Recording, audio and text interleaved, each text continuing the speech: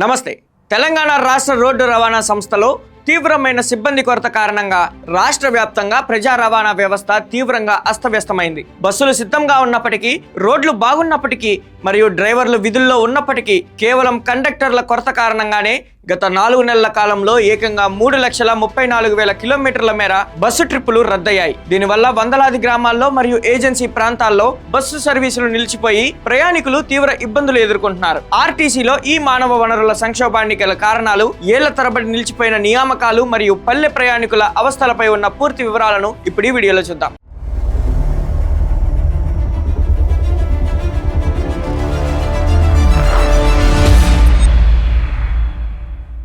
Welcome to Khyati connects. నేను మీ ప్రేమ్. సాధారణంగా వర్షాకాలంలో రోడ్లు దెబ్బతినడం వల్ల లేదా మారుమూల ప్రాంతాలకు సరైన రోడ్డు కనెక్టివిటీ లేకపోవడం వల్ల ఆర్టీసీ బస్సులు రద్దు కావడం మనం చూస్తుంటాం. కానీ ఈసారి పరిస్థితి దానికి విరుద్ధంగా మారింది. టీజీఎస్ ఆర్టీసీ డిపోలో బస్సులు సిద్ధంగా ఉన్నాయి, నడపడానికి డ్రైవర్లు ఉన్నారు. కానీ టికెట్లు ఇచ్చే కండక్టర్లు లేకపోవడంతో 100కి పైగా బస్సులు డిపోలకే పరిమితం అవుతున్నాయి. గత 4 నెలల వ్యవధిలోనే కండక్టర్ల కొరత కారణంగా ఏకంగా 3.34 లక్షల కిలోమీటర్ల మేర బస్సు సర్వీసులను సంస్థ రద్దు చేయాల్సి వచ్చింది. ఈ ప్రభావం ఒక్క ప్రాంతానికే పరిమితం కాకుండా రాష్ట్రంలోని దాదాపు అన్ని జిల్లాలపై తీవ్రంగా పడింది. ముఖ్యంగా గిరిజన ప్రాంతాలు, మారుమూల గ్రామాలు మరియు అంతర్రాష్ట్ర రూట్లలో ప్రయాణించే నిరుపేద ప్రజలకు ఆర్టీసీనే ఏకైక ఆధారం. ఈ బస్సు సర్వీసులు రద్దు కావడం వల్ల నిత్యం ప్రయాణించే గ్రామీణులు, విద్యార్థులు, వ్యాపారులు తీవ్ర అవస్థలు పడుతున్నారు. బస్సులు అందుబాటులో లేకపోవడంతో అనివార్యంగా ప్రైవేట్ ఆటోలు, జీపులను ఆశ్రయించి ఎక్కువ ఛార్జీలు చెల్లించి ప్రమాదకర ప్రయాణాలు చేయాల్సి వస్తుంది. అసలు ఆర్టీసీలో ఈ స్థాయిలో కండక్టర్ల కొరత ఎందుకు ఏర్పడిందనే విషయాన్ని పరిశీలిస్తే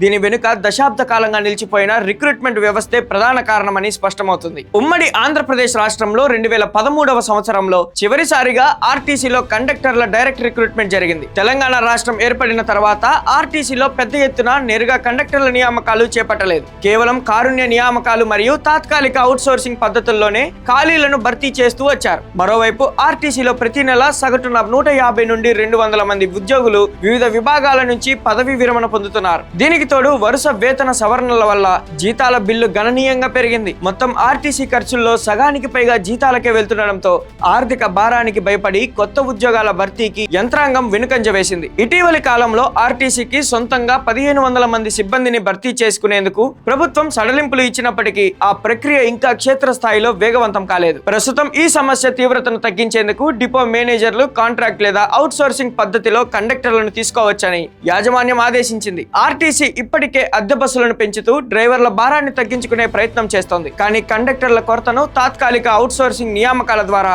ఎంతవరకు పూడ్చగలరనేది ప్రశ్నార్థకంగా మారింది. పల్లె వెలుగు బస్సులలో ప్రయాణించే సాధారణ పౌరులకు బస్సు సర్వీసులు సకాలంలో అందుబాటులో ఉండటం చాలా అవసరం. ఆర్టీసీ గతంలో ప్రైవేటు ఆటోలు మరియు ప్రైవేటు వాహనాల్లో ప్రయాణించడం సురక్షితం కాదని ప్రచారం చేసినప్పటికీ ఇప్పుడు బస్సులు లేకపోవడం వల్ల ప్రజలు తప్పనిసరి పరిస్థితుల్లో ఆటోలు, ఆటో రిక్షాలనే ఆశ్రయించాల్సి వస్తుంది. రవాణా సంస్థ సుదీర్ఘ కాలం పాటు లాభాల బాటలో పయనించాలన్నా, పల్లెలకు మెరుగైన రవాణా వ్యవస్థను అందించాలన్నా నిలిచిపోయిన క్రమబద్ధమైన భర్తీ ప్రక్రియను వేగవంతం చేయడం మరియు కాంట్రాక్ట్ సిబ్బందిని సరిపడా పరిణామంలో నియమించడం ఒక్కటే శాశ్వత పరిష్కారంగా కనిపిస్తుంది. టీజీఎస్ ఆర్టీసీలో కండక్టర్ల కొరత కారణంగా 3.34 లక్షల కిలోమీటర్ల బస్సుల సర్వీసులు రద్దు కావడం అనేది అత్యంత తీవ్రమైన ప్రజా రవాణా సమస్య. 1500 ఉద్యోగాల నియామకాల ప్రక్రియను వేగవంతం చేసి ఆర్టీసీ బస్సులను పూర్తి స్థాయిలో రోడ్డెక్కించేలా ప్రభుత్వం చర్యలు తీసుకోవాలని ప్రయాణికులు కోరుకుంటున్నారు. మరి టీజీఎస్ ఆర్టీసీలో కండక్టర్ల కొరత వల్ల ప్రయాణికులు పడుతున్న ఇబ్బందులపై మరియు రిక్రూట్మెంట్ ఆలస్యంపై మీ అభిప్రాయం ఏంటి? మీ అమూల్యమైన ఆలోచనను కింద కామెంట్ సెక్షన్ లో తప్పకుండా పంచుకోండి. మరిన్ని లేటెస్ట్ అప్డేట్స్ తో మళ్ళీ కలుద్దాం. కీప్ వాచింగ్ ఖ్యాతి కనెక్ట్స్.